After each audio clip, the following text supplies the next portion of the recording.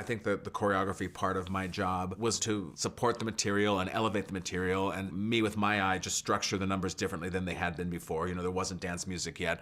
There wasn't, the numbers didn't build in the same sort of way that they build now, because there wasn't someone on board to do that part of it yet. His choreography has been so right on the money in terms of physicalizing what the Mormon faith is. He gets that bubbly, optimistic, utopian dance. You know, 2x2 is one of the first things I choreographed, and it came so easily to me. Just the cheesiness of like theme park choreography came too easily for me, actually. But what was interesting is that vocabulary worked so well for those Mormon boys that I think that as we started going, we ended up putting more of it in the show because it just fit that and it felt right. And it sort of universally fit the show. So by the time everyone comes together at the end, they're all doing cheesy theme park choreography at the end of the show. And I think it really ended up being a good physical vocabulary for the show, which I don't think, I know I didn't intend coming in, and I don't think Trey did either. But then once we started seeing that, he's like, oh yeah, you know when you do that 2x2 stuff, why don't you put some of that in All American? You know, I thought we'll do that, and it just sort of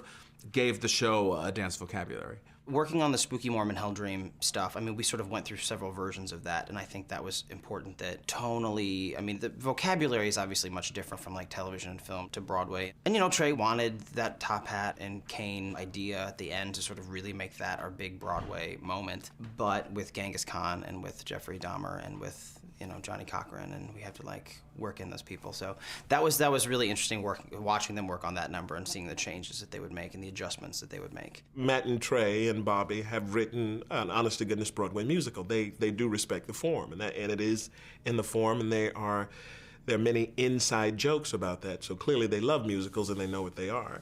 Casey being a choreographer and before then a performer, now a choreographer director, he knows these musicals, and so he knows how to make one number look like The Music Man. He knows how to reference Lion King and that choreography. The whole pageant we do in Act 2 is a total riff on Uncle Tom's Cabin from King and I, and that I think is fantastic. And I think also the recognizability, what we're spoofing there, is really good to make audiences feel comfortable in the traditional sense while adding all that other stuff on top of it. The whole dance that goes on behind the scenes, you know, the whole, I mean, for me, I've never even had to think about how someone's gonna come on and go off and they're gonna dance this way and then this set's gonna come in and they're gonna go around here, around the back and go under the stage like that. And honestly, I'd just as soon never have to learn that stuff because I'm just too old to be learning new things right now. I don't know what I taught them. I hope I taught them something, but I feel like I taught them you know, just about, you know, about movement, and not just about choreography, but about choreography